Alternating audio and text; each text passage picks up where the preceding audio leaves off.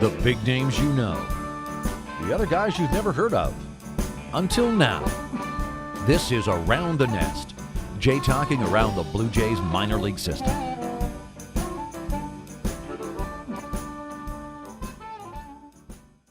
It's time for another Around the Nest. Jay talking our way around the Toronto Blue Jays organization. Big thanks to Tim in Toronto, the voice of Rogers Center, supplying that intro that I just keep on going to the well for. Well, we didn't have a minor league baseball season, but as encouraged by the minor leaguer via Bluebird Banter, we are doing these Around the Nest episodes. It began with a full interview, some 45 minutes or so, with Ben Wagner, voice of the Blue Jays, along with Mike Wilner. You'll want to listen or watch that if you haven't already. And then after that, we went through the ladder: AAA Buffalo, Pat Malacaro; AA New Hampshire, Tyler Murray; Advanced Dunedin, Jim Tarabokia, and a player, because I always like to include a player interview for you to get to know a Blue Jays minor leaguer, Zach Cook, the undrafted free agent. If you haven't heard or watched that, I suggest you go too. Great stories all throughout, especially I enjoyed hearing from Pat Malacaro about being PA announcer for the Buffalo Blue Jays. Well, this could be our final one. We'll see. Who knows what develops over the course of the offseason, but it's certainly planned to be the final one. So we'll go through the final broadcasters who we didn't hit, and that means Rob Fai, who for years was the voice of the Vancouver Canadians, and Zach Helton, who had been the voice of the Bluefield Blue Jays. There won't be a Bluefield Blue Jays next year, but Zach is very excited about what there will be. Plus, a couple things interspersed. Player development analyst for the Blue Jays named Evan Short. You'll get to know Evan, as I did when he came around to the different affiliates while there was minor league baseball in 2019. It was fun talking to him about what the Blue Jays are doing, instructional-wise, how everybody's looking. And then this episode wraps up with a conversation with Scott Mitchell from TSN, talking about the state of the Blue Jays minor league system, what he had heard about the prospects, stock up, sort of situation, how's Simeon Woods Richardson looking, that kind of thing. And it ends with Scotty simply sharing how his views and the way that he evaluates minor leaguers have changed. Fascinating. So that's how we're wrapping things up. A couple more broadcasters, player development analyst, and thoughts on the Blue Jays minor league system as a whole. Thank you so much for your support. Again, I encourage you to watch the full of any of these interviews, the unedited, the raw interviews. But here's what we are doing on this episode. We're beginning with Rob Fai. Rob simply touching on the Vancouver Canadians, who reports are that they won't be a Blue Jays affiliate at all coming up. So beginning with Rob, just going through the memories and what that was like to broadcast for a Blue Jays affiliate in Vancouver.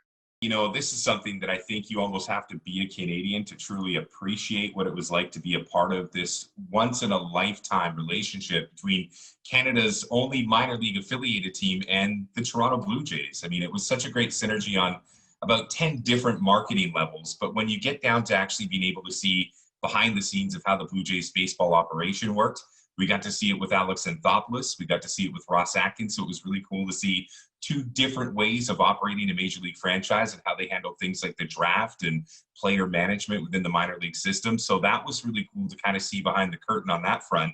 But then just the relationships. It's so funny. You hear all these adages when a player retires after a lengthy career and they say things like, oh, well, we'll miss the relationships and the travel and the hotels and all that stuff. And you kind of roll your eyes and say, yeah. But that's essentially what you're going to miss the most is, I mean, we've had just an influx of amazing players and great coaches, everybody from John Schneider, Clayton McCullough, Rich Miller came through 2 different times, Jim Sykowski. I mean, you've seen some of these guys, Jesse, on your adventures through the Blue Jay system. So I just think when you look back at what the relationship was between these two coasts, it was really something that Vancouver embraced wholeheartedly. And Toronto actually took to heart as well. I mean, Jays Care was out here every year. Our luncheon every January was littered with Blue Jay prospects and Blue Jay major leaguers and Blue Jay Hall of Famer, singular. But it's been too enjoyable. I can't explain the past 10 years without, just almost getting a lump in my throat at how cool that experience was. I loved watching the videos every year of the Canadians team singing "O Canada." How did that start? Well, that actually started with Rick Mignante, who was a longtime manager of the Canadians back when we were with the Oakland A's. And he thought it was really cool to give back. And it initially started as just a gesture towards the housing families that were in the stands, and they wanted to say thank you and do something creative. Well, that stuck. And there was no way that we weren't going to do it on a yearly basis. And what's really cool about it is you'll have one or two Canadians. The Blue Jays always seem to have a player or two, whether it was Alex Nolan or Zach Bro or Justin Atkinson or somebody with a Canadian passport. So they'd be at the front. Matty Lee Romanen would be at the front singing his heart out. And then you would have the Americans that sort of kind of knew the lyrics by the end of the summer. Then you get the Dominican guys that were just mouthing the words, but they were smiles and just happy. I think that's kind of the accumulation of an entire summer. And that to them is now just a rite of passage. And I don't think that will ever not happen in the final home game of the season now. I remember Kevin Pillar coming to Lansing and having an American flag bandana. And somebody being like, no, you're a Blue Jay. Here you go. Here's your Maple Leaf bandana. You saw great players. And one of the other things is you saw players who were not considered prospects, who then established themselves, putting themselves on the map. And you would then turn to me and say, Jesse, here's the next guy to watch out for. Anybody stand up in your mind as a player who came in without fanfare, who established themselves in Vancouver? Yeah, I think there's a couple of them. Some of them made them to the major leagues, and some of them got real close but didn't just get there. A couple of guys that come to mind. One of the first guys I remember coming on this show with and doing it was John Birdie. And John Birdie was one of the guys we had up the middle with Shane Opitz and led us to our first ever franchise championship back in 2011. And I just loved the way he played. Him and Tim LaCastro, I think, were cut from the same cloth, the way that they played hard-nosed, kind of, grindstone baseball. That to me was just like, it was almost like a hockey player stuffed in a baseball uniform. I think of guys like Jason Ledlebejian, who maybe didn't make it to the major leagues, but you think of just what they brought to our community. There wasn't an appearance that we had he didn't attend, and it wasn't because of the $50 stipend. It was because he genuinely wanted to be a part of the community. So, you think of the big names that come here, like the Stroman, the Sanchez, the Syndergaard, all the, the ones that you market to make sure that the tier 2 fans know that you're relevant in your market. But I think of all the relationships that I've had. I mean, even Matty Lee Romanen, whose dad Mal was a PR guy with the Blue Jays for what seems like forever. He understood what it meant to be Canadian, and I really liked that. And you could tell that he had been cut from a cloth that understood what the Blue Jay logo meant across Canada, because that was a very front-facing guy that you didn't think was a major leaguer, but at the same time conducted himself like a major leaguer. And so there's so many different ways to slice what makes a good prospect. And it's not always guys that are destined for the major leagues. It's guys that understand what their role is and play it well. You mentioned that championship in 2011. You had to wait so long for your next championship. Oh, wait, no, you just kept winning.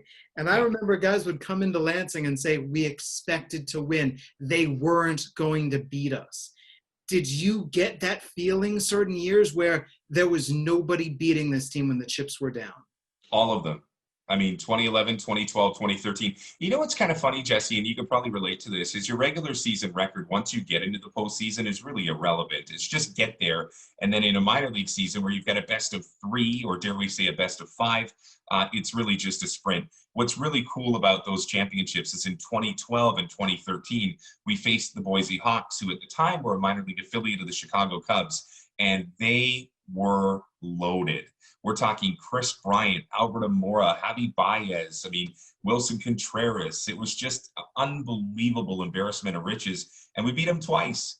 And the thing about those Canadians teams is we knew that if we could get that series back to Vancouver, or we started that series in Vancouver, they weren't going to beat us. And I think we had some ungodly record. I can't remember off the top of my head. I think we were like 7-1 or 7-2 in home games. And you just think of a minor league baseball player from, not from Texas A&M or some of the big schools, but, you think of these first year players, they're looking at their season averages. Some of them, had good seasons, some haven't. And then all of a sudden, right at the end of the year, when you're tired, you're ready to go home, maybe you haven't played in front of a big crowd, you dip them into Vancouver.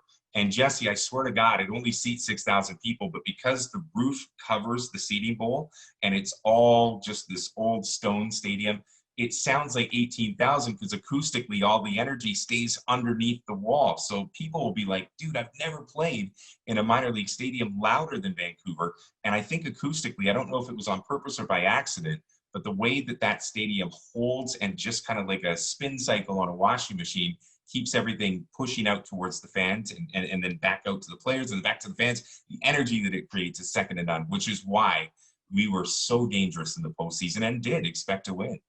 That makes me feel worse that there was no baseball at the Nat this summer.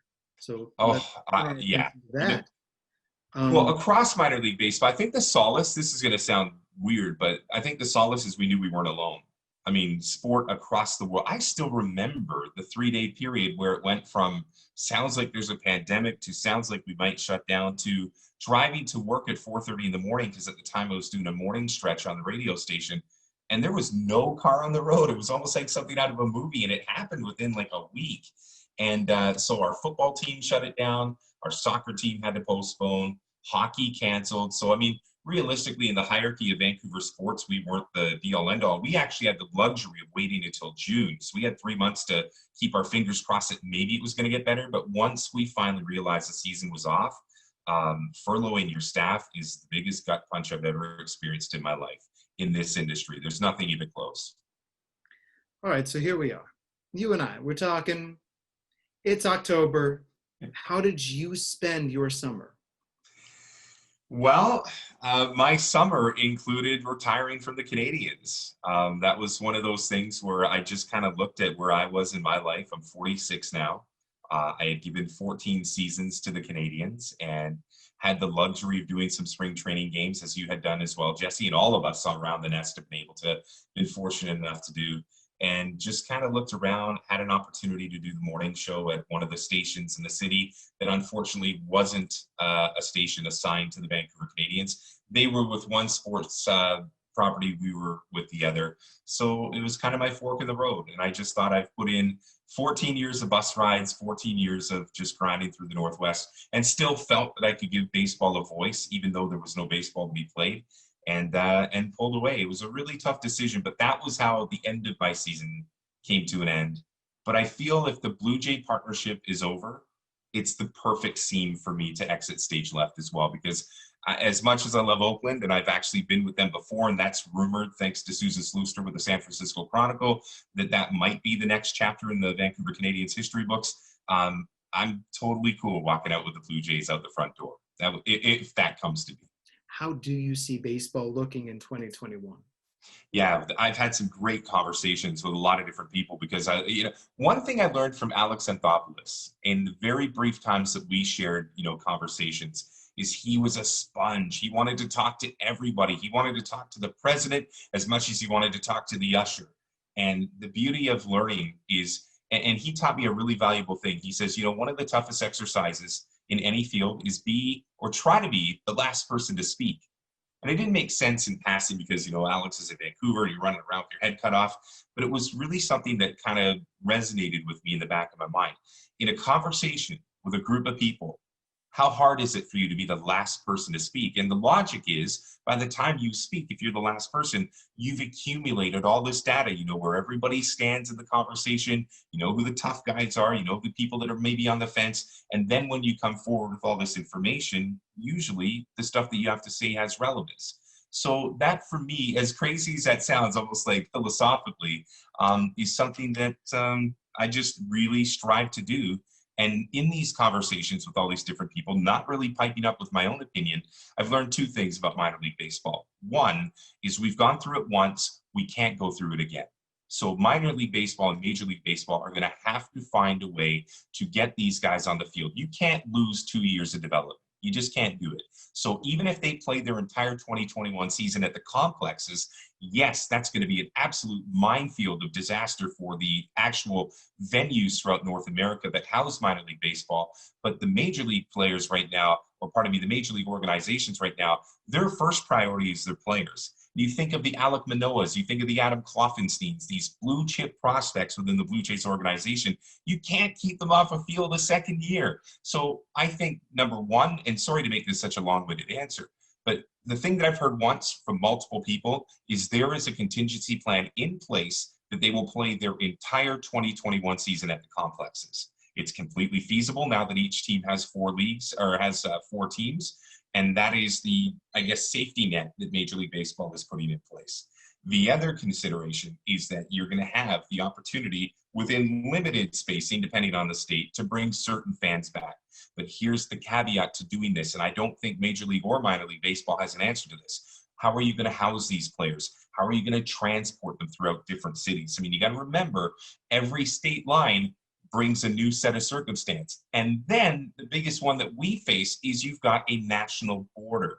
So of the 160 minor league baseball teams, there's one that has an extra challenge, because if right now, if you were to send a baseball team into Canada, they would have to quarantine for 14 days. And as soon as they leave, even if they go to get a hot dog from the other side of the border, when they come back, it's another 14 days. So things are going to have to loosen up on a lot of fronts, which adds fuel to the fire that complex season is definitely a possibility. Rob, Right? thank you for your time. I really appreciate it. Well, Jesse, I just want to say, regardless of if affiliation changes or not, one of my true highlights of working within this Blue Jay system in a weird kind of quirky way up in the Northwest, you are one of the shining lights of this organization. The system is better for having you. And I know you're bashful at taking praise, but you've got a seat in the major league someday whenever that seat opens up. So I'm your biggest fan, and I'll send you a painting to show you my true appreciation. Next up, an introduction for you. Meet Evan Short, player development analyst for the Toronto Blue Jays, who came to the Blue Jays from being a gaucho. So what was his path? My path to the Blue Jays was pretty cool. I started out at UC Santa Barbara, a mid-major D1 school on the west coast of California. I went to school there and just kind of started as an intern with the coaching staff over there. Eventually, I grew enough standing to sort of suggest that the coaching staff find unique ways to win as a mid-major program, and a lot of that entailed some pretty significant investment into technology, stuff you hear about today with StatCast and some kind of cool radar technology that tracks spin rates and exit velocities and stuff like that. So I was fortunate enough to work for a head coach who was willing to be open-minded about spending some serious money on stuff like that, and I became the head of analytics there, and kind of figured out over some period of time to apply some of the data into making players better. And thankfully enough, we had some success, and I was able to attract some interest from some teams. And thankfully enough, I'm really glad I ended up with the Blue Jays, and that's kind of where I am now. We don't have a minor league season of sorts. The major league season for the Blue Jays is over, but there are fall instructs. So in a sense, there is a bit of getting going again. How have things gone? Yeah. One, it's really nice to be back on a baseball field, as I'm sure you would ask anybody around me would also say. And two, I think, we've had time, like I said, to kind of think things through and have a plan. So I think now in instructs more than ever, we've been able to get going from day one. Maybe in the past, we needed some time to ramp up and learn about guys, maybe give them a little bit of rest before diving straight into instructs. But in this case, like all the guys that we brought in, at least on the pitching side, these guys were ready to go from day one, and that's really cool. So like knowing that we had a bit of a head start when instructs started, I think now we're starting to fold into like some of the stuff that's more at the center of the onion in terms of pitch development or game strategy or things like that. So I think that's kind of created a unique opportunity for us here in instructs. Let's talk about those pitchers in the instructs. It amazes me that, as you said, that the guys look like they hadn't missed a beat. Were there stories of guys building mounds at home? How did everybody? It's so tough as a pitcher. We know if a guy misses a start or if a reliever has not worked in a couple of days, you worry about how he's going to be. This was month 7. Yeah. Like you said, some guys really had to find creative solutions to sort of approach building a workload. Without a minor league season, you need to replace the work somehow. So like you said, some guys actually did build their own mounds in our organization. Some guys never had access to the basic stuff, even like a catch partner. So they were basically playing catch into a net the whole time.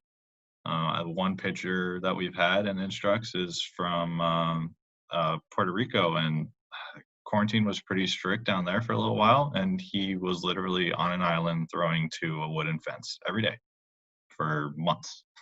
And somehow he found a way to get better, to his credit. And like you hear about these amazing stories about guys being not only creative, but like having the tenacity to get after it, even through all the monotony and the uncertainty, to find themselves in a way where, eventually by the time like it was time to extend invites to camp, like they're ready to go. And that's a huge credit to themselves. So not only earn that opportunity to make them better, but for themselves, but also to earn the opportunity to come to camp where we could actually have a structured environment and hopefully replace some of the reps that might have been lost during a minor league season we never had. It's difficult. There's no competition against other teams in that day-to-day. There's no how do you adjust from May to June to July over the course of a long season. But still, if I may ask, which players have opened up eyes after arriving? Yeah, there are a couple other pitchers who we like to say did quarantine right. I think a couple examples were 20th round picks from 2019, Jimmy Robbins and Anders Tolhurst. I think they've opened some eyes in camp. They put on some pretty good weight. They added some functional strength over the offseason, and it's really manifested in basically what's coming out of their hand when they're on the mound. And that's exciting. It's cool to see guys who maybe weren't, at the top of the draft boards or anything, but still create opportunities for themselves and really using quarantine constructively in a way that really hammered home on some priority goals that they had. All these players are right now at the complex, the new refurbished, and it's not completed complex, right? It's going to be complete, but what is that like? Yeah, so it's a little weird.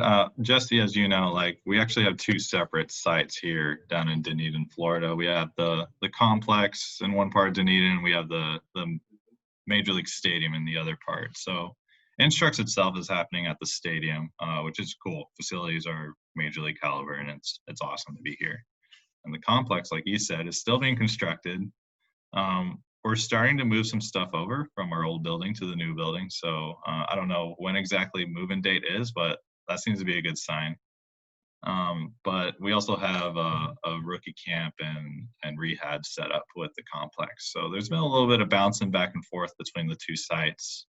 But nevertheless, I think in the future, once that complex gets built, it'll be a little bit more robust to handle larger groups of personnel and things like that. So hopefully it'll be pretty smooth moving forward. That's awesome. Let me ask you, you wake up in the morning, what does a day in your life in Instructs look like? Yeah, so we start pretty early. Our days start around 7 or 8 or so with the players. So staff usually gets in an hour or two before that, probably a couple hours. Plan for the day. So at least I'm involved more so on the pitching side. So with pitchers, we try to meet and give individualized attention with as many pitchers as possible. We usually try to have a touch point every 2 or 3 days. And then afterwards we do individualized work where hopefully, we have some limitations with staff and everything with protocols, but we try to keep that coach to player ratio as large as possible. Trying to figure out my denominator there. And then kind of just work on really specific individual things that we really think could make players better, both in a practice setting and in a game setting. So, as you've known about Instructs for a while, the game results don't matter as much as just hammering home like 1 or 2 things they're specifically working on to hopefully build a skill that they could bring into competition in spring training 2021, assuming we have one as normal. When you work with the pitchers, you also, by nature of the way it works, you have to work with the catchers. How are the catchers doing? Oh, they're great. Catchers are awesome. We've done some pretty weird things and some bullpen sessions and live hitter sessions where, we're throwing like visual objects around the plate and we have constraints thrown around and they got to throw it through nets to a cat. So they're hanging with us and man, they're good sports about it. I think secretly they're probably muttering a little bit more under their breath about the pitchers more than maybe we're acknowledging, but no, they've been great. And honestly, like the cliche of them being another pitching coach out there is absolutely true. And I think it's never been more apparent if we're actually working on pitch development or sequence development or anything like that. Like they're the number one source of feedback for those things. So not only are they great to have around, but they're actually really necessary and really important for tracking the things that we're trying to work on. of those different creative things, was there a shower thought that you had, a wild idea that you had out of nowhere that you've been able to implement? Oh, yeah, I'm not super proud of this one, but you're familiar with the concept of tunneling. You throw two different pitches and they try to stay on the same flight basically as long as possible. So one shower thought that I had with help from our director of pitching, Matt Bushman, was creating a sort of physical tunnel point in a bullpen where you have to throw these pitches at the specific spot. So I tried to create it using just a bunch of stuff I see laying around, like the batting cage and everything. And it's cool. It's cool when it works, but if you were to throw the ball and not hit the target perfectly, it'll ricochet everywhere. So you gotta keep your eyes peeled if you're around the bullpen if we're using that. Oh man, Evan, I love it. Toronto Blue Jays player development analyst and gaucho, Evan Short, thank you so much for your time. Cool, Jesse. Love being on. Thanks so much. From Evan Short to Zach Helton as we go to Bluefield. Zach Helton had been the radio broadcaster for the Bluefield Blue Jays in the Appy League, and then reports started coming out that Bluefield no longer would have a minor league team, but instead that a college wood-bat elite summer circuit would be coming in there instead. I asked Zach, when did he first hear about these reports? I actually heard back in the summer. I think there was some rumblings about it, and I speak with our GM, Rocky Mountain, Missouri, usually at least every couple of days. I see him out, and he, reaches out to me. We talk a lot about sports and everything going on, and he was an avid fighter for the Appy League, and a lot of people in the area were. It's a great thing for the area, and like I wrote a little piece for the local paper during the summer when I had some downtime. And I said, if the Blue Jays weren't in Bluefield or the Cardinals weren't in Johnson City, a lot of people wouldn't be invested in those franchises up the road. People in Bluefield still to this day act like Vladimir Guerrero Jr. was birthed at Bluefield Regional Hospital. Same with Cal Ripken Jr. The fans that watched him come through with the Orioles, they take them on like their own children, and they take care of them. And I think that's one of the pieces that's going to be missing. But I think it's going to come back with this new league is, these kids that go maybe to Texas or Southern Cal or wherever they come from, if they make a stop in Bluefield, they're going to be Bluefields for the rest of their career. And that's how it's been for years with the Orioles and the Blue Jays. And now this new league, I think fans are going to be full on. And to be honest with you, you know how this professional baseball goes. You've got 4 or 5 prospects and then some other guys that kind of just fill the roster to put a product on the field. All 30 of these guys on each of these teams are going to be prospects. So honestly, in my head, I feel like the baseball is going to be a better product on the field. Zach, in talking to you about this, it sounds to me, and in reading other things and talking with other people, this whole reorganization of minor league baseball has a lot of people worried or concerned or stressed. And it seems like if you're a part of the Appy League, that you're pretty amped for it.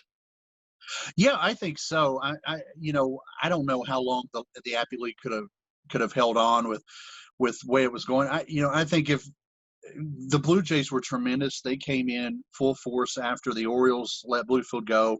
They invested in the ballpark. They did a lot of renovations there at Bowen Field that are, still to this day that look great.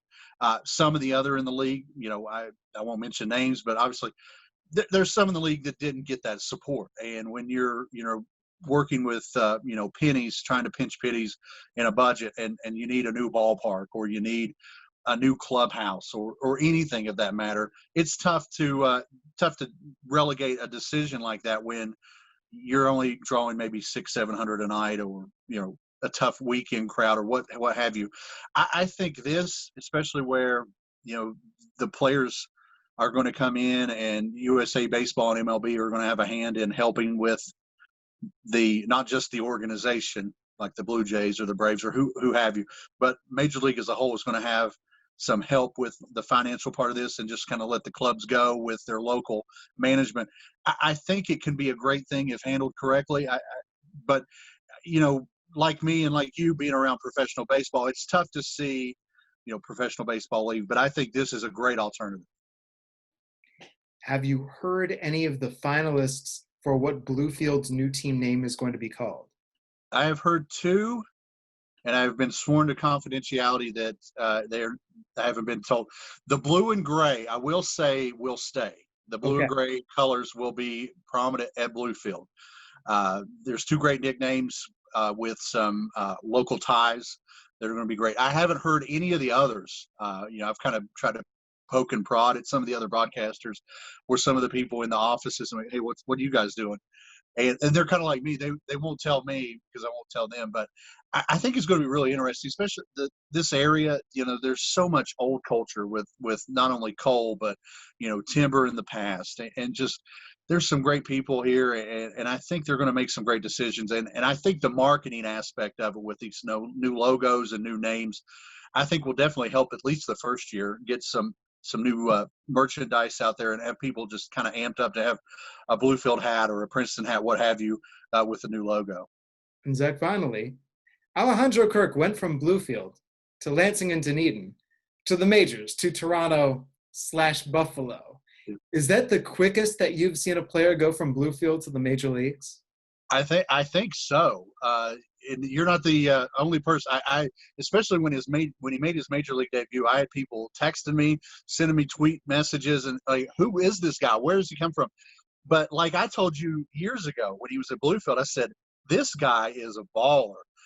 He comes up and swings with all his might. He's 5'9", 200 pounds. If you met him in the street, he wouldn't look like an athlete. But when you see him get in the batter's box, this kid can mash. And I hope he stays healthy. And I hope he continues his career. And I think the Toronto Blue Jays have a gem right there. Catching depth is huge at any level, and I think he can add to that, whether it be back in the majors next year, spring training, or AAA, wherever they decide to put him next spring. Well, here's to Alejandro Kirk. Here's to all the folks in Bluefield, remembering when Alejandro Kirk was born at the local hospital. Yes.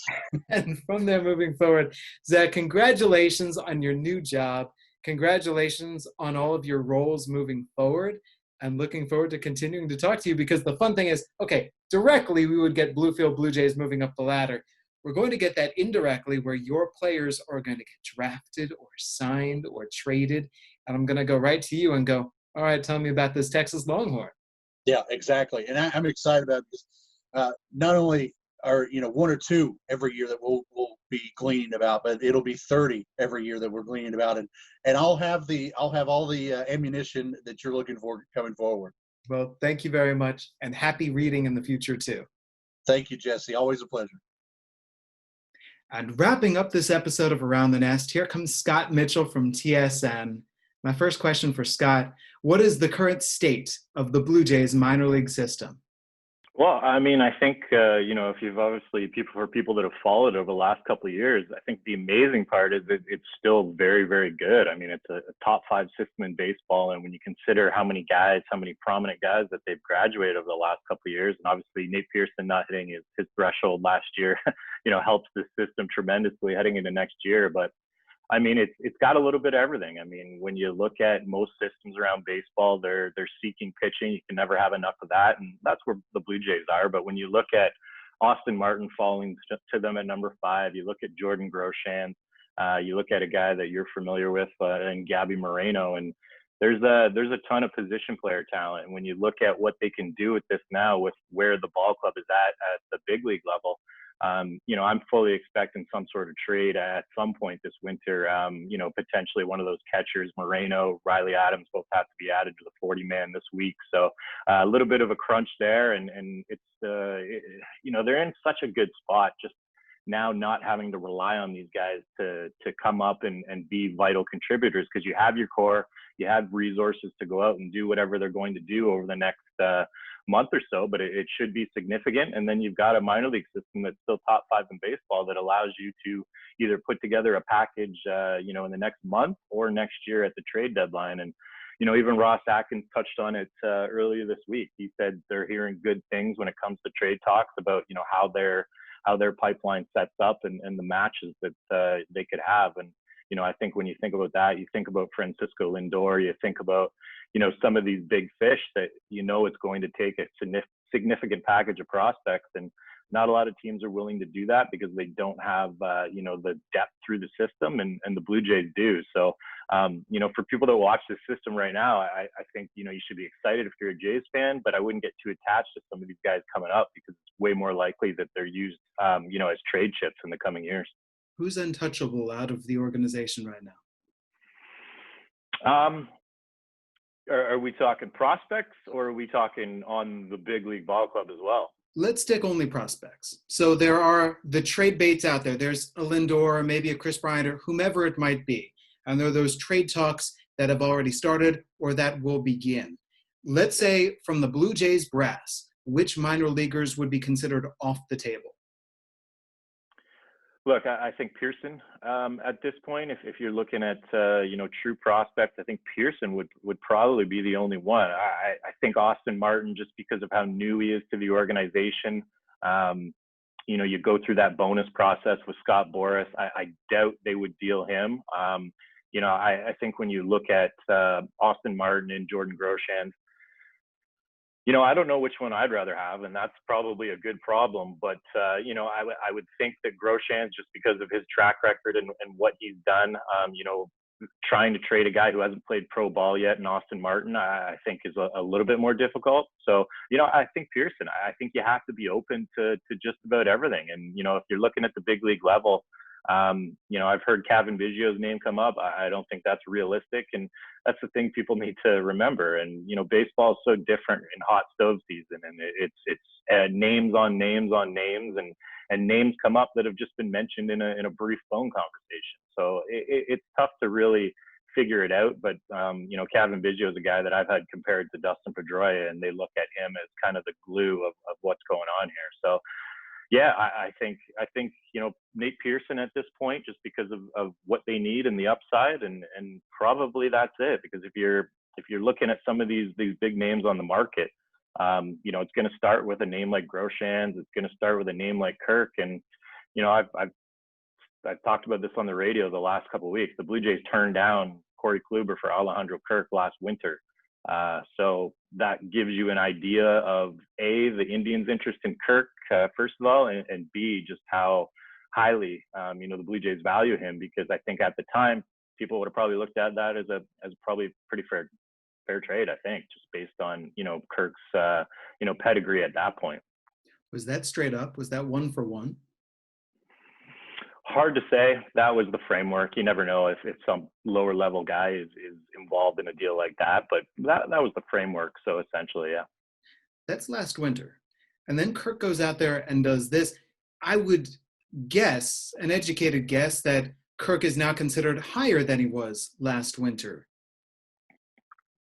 Yeah, that's a very good educated guess. I think, with what he showed at the plate, and there's a lot of talk of how teams are going to evaluate players and prospects. And, one of the things with Kirk is his data from the alternate training site, the exit velocities, all that. Teams were sharing those, and the Blue Jays, obviously looked at that and put a lot of weight into it in terms of recalling him. So, yeah, I mean, stock up for Alejandro Kirk, and, not just, I think, anyone that's seen him hit, knows what he's about with the bat on ball ability. And, I think everyone thinks he's going to succeed, in the batter's box, but I think defensively, they saw enough there that, they're not going to, quickly relegate him to any sort of just DH role and catching 20 games a year. Full-time catcher, might be a little bit of a stretch, though. Stock up for Kirk at the alternate site, but then we saw him in the major leagues. Who were guys who were at the alternate site who raised their stock, but we didn't see them with the Blue Jays? Groshans is a guy, everyone I talked to, very, very good at bats against, veteran major league pitchers that were down there, guys like Justin Miller, guys like that. So, he was impressive. Let's see, Kirk was definitely impressive. Heard very good things about Josh Palacios, and then you kind of saw him, they bumped him up to the taxi squad near the end of the year just to get him with the major league club. He's another interesting one just because he needs to be added to the 40 this week, or you risk losing him in the Rule 5 draft. So without a ton of outfield depth in the system, I think, he's a guy that probably used his time very well, because, he's going to have an opportunity in spring, even if they do bring in some reinforcements and add some depth. He's going to have an opportunity to be, not a guy that cracked the club, but to be that guy at AAA that if an injury does happen and you need a left-handed bat, he's probably the guy. We could be safe to assume that minor league baseball is coming back in some form next year. This year, without minor league baseball, Alejandro Kirk went from Dunedin to the major leagues. First player to do that for the Jays since Miguel Castro and Roberto Osuna. You had Jordan Groshans play a month with Lansing, single A, and then his season ended. Where do you look at a guy like Groshans, those other players at the alternate site, without a minor league season, but they did have the site? How do you try to project where they would start next year? Yeah, I mean, it's a great question. And I think, everyone in front offices are probably asking themselves the same thing and have been for a number of weeks now. And obviously, I think you look at, they're going to take what they saw at the training site. They're going to take, that data they compiled and, they tried to make it as game ready as they could. And, when you take a guy like Jordan Groshans, who you mentioned has never played above low A Lansing, and you take a guy, like Justin Miller, for example, who's, pitched a number of years in the big league, you're going to learn something if those guys, consistently are going up against one another in live batting sessions. So, I think what you're going to see is, just to be safe, I think bumping everyone up a level from what they would have played this year, I think would be safe. So, I mean, if I had to guess today, I would say Groshans starts in AA and could quickly move if he performs there. And when you look at what some executives looked at the training site as AA sites, double AAA kind of in there, because of you had that mix of really, really high-end prospects and the mix of veteran guys trying to work their way back in the major leagues, which is kind of what AAA is. So, I think if you bump everyone up a level from what you would have expected going into 2020, I think that's a safe baseline. And then obviously, as we know, it's going to be a case-by-case basis of how they looked, this summer, how they look this off season, what kind of work they need, how those rosters play out, and a case-by-case basis of how ready and mature guys are. Like, I mean, Austin Martin hasn't taken at bat, but apparently his bats were very professional at the alternate training site. And, you could make a case for starting him at AAA. I think it's probably AA,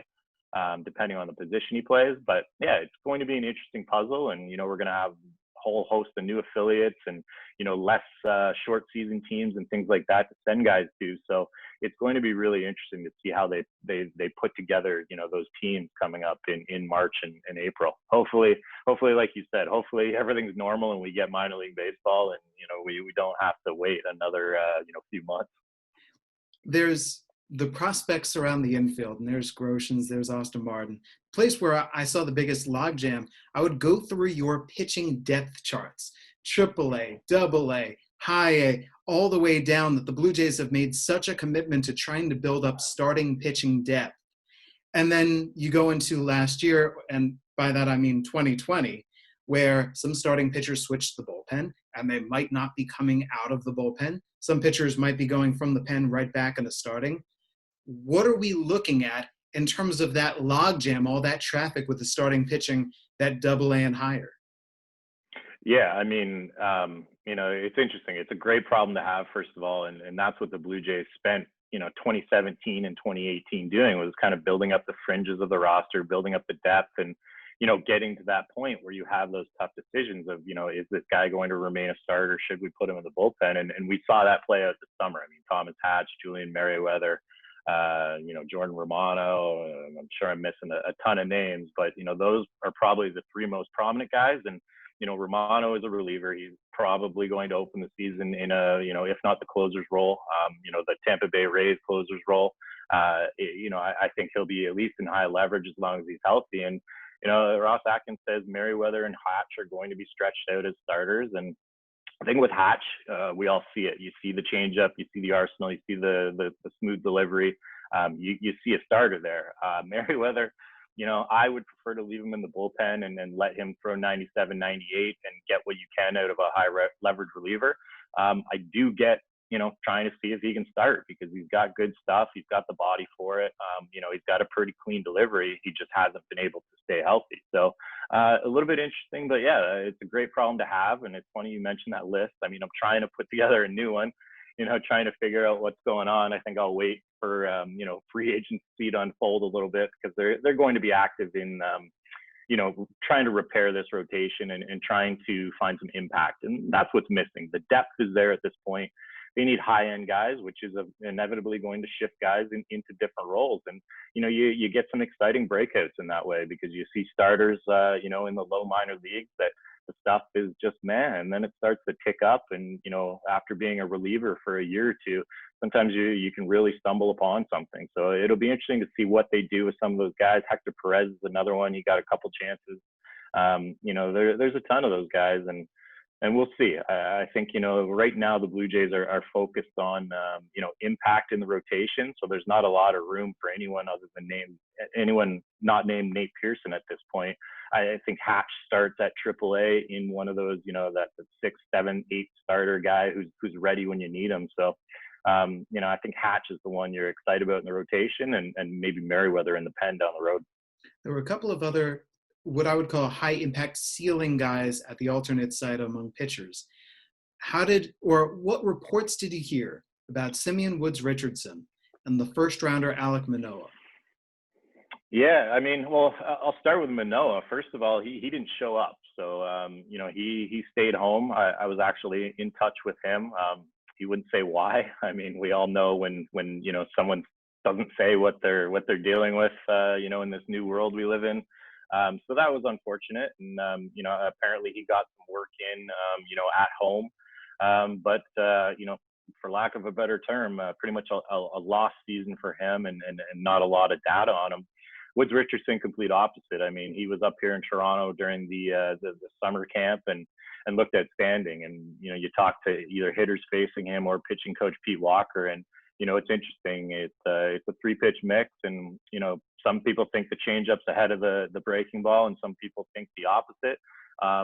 In my experience, that's usually a good sign, because, you think they're both average pitches, and, average doesn't seem great, but if you're a starter that, can command a 95-mile-an-hour fastball and have 2 average secondaries, you're probably in pretty good shape, as young as he is. So he's a real interesting one to watch. When we go back to that conversation of where guys are going to start, you would have expected him to finish the year in AA in 2020. What he showed this year at the alternate site and at summer camp, he could be ready quicker than most think. As a 20-year-old, the age obviously says one thing, but he's a little more advanced than that. So he's going to be really one to watch. And when you look at the Marcus Stroman deal, obviously the Mets got him back on the qualifying offer for 2021. But when you think of Anthony Kay and Woods Richardson for, essentially, I can't remember what it was, but it wasn't very many innings of Stroman until he accepted the QO. Pretty good trade, because Anthony Kay I haven't given up on as a potential rotation guy, and Woods Richardson, has that ceiling that you look for in those types of trades. If the 2020 draft was just Austin Martin, it still feels really good compared to what we expect Martin to be and what we're hearing Martin is.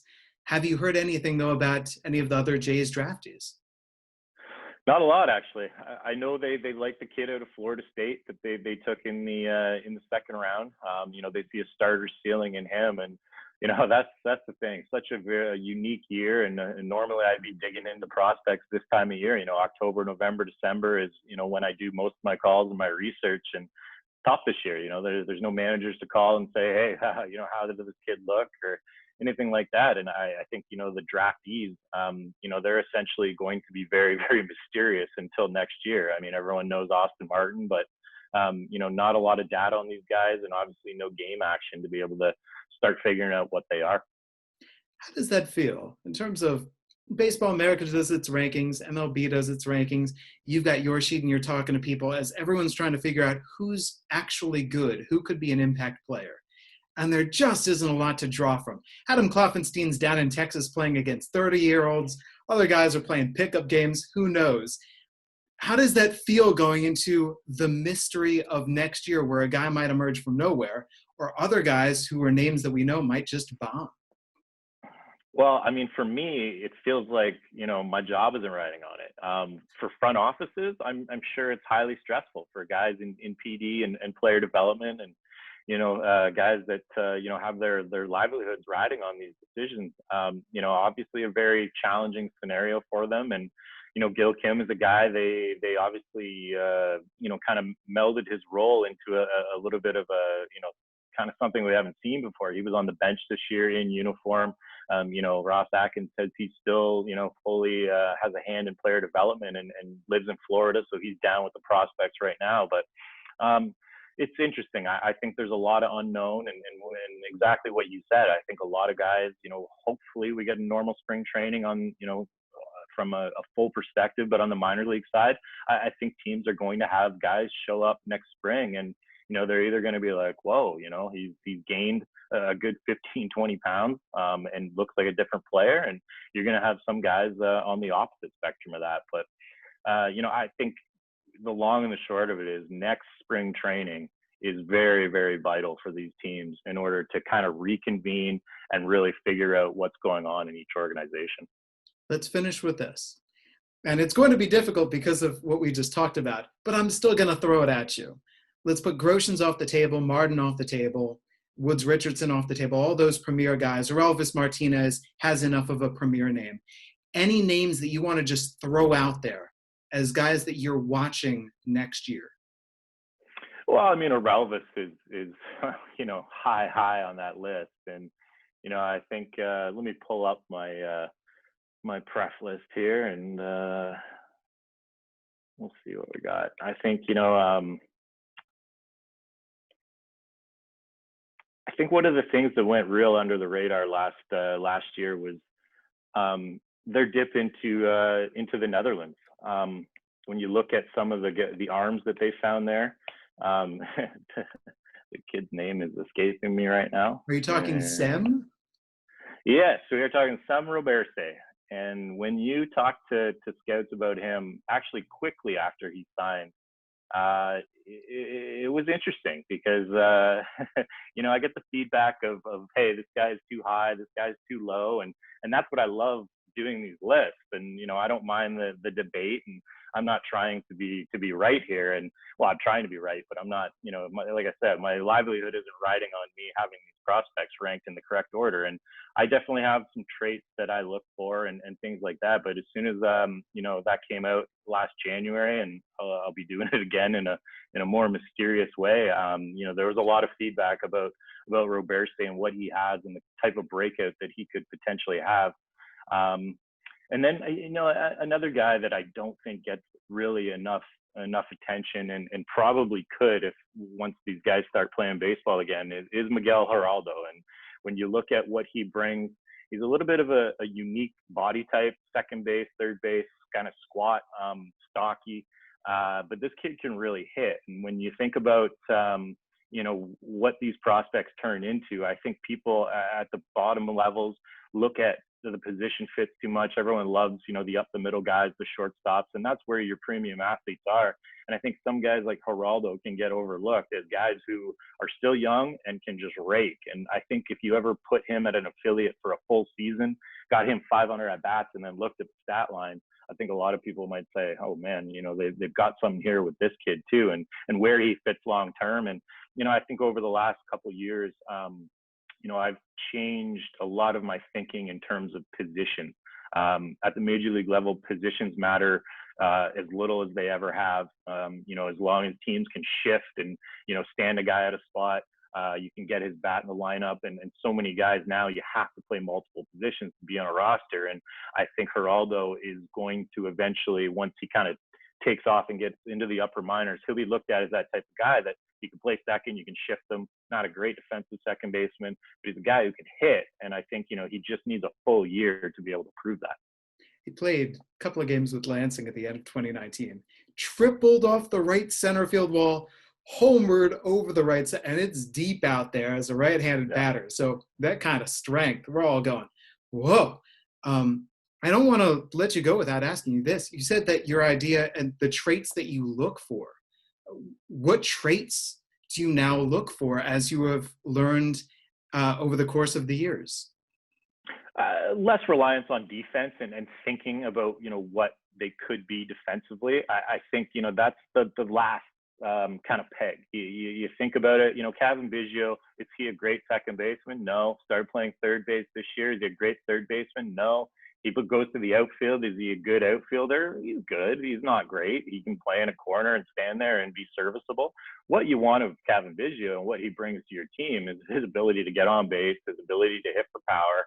And it really doesn't matter where he plays. And that's going into free agency too. You know, DJ LeMahieu is a fit for them. And it's because of Cavan Biggio's versatility. And, you know, you don't pay DJ LeMahieu $15-20 million a year to, you know, play defense. You're paying him to hit 320 and get on base and really tie that lineup together at the top. So I think, you know, when you look at skills in the minor leagues, as long as a guy isn't, you know, a set in stone first baseman, corner outfielders, as long as there's a little bit of athletic ability, like, you know, with a Groshans, with an Austin Martin, people are really talking about what position are they going to be at. It doesn't matter. You know, go out and hit.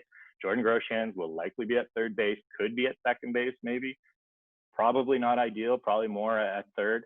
Austin Martin looks like a second baseman, center fielder. Does it matter? No, as long as these guys are performing with the bat, they're going to be able to play capable defense. And that kind of puts it, you know, ties it all together at the end. So, you know, worrying about what position a low A shortstop is going to play is people wasting their time at, you know, at points. And, you know, when it comes to kind of other, you know, markers, plate discipline is huge for me.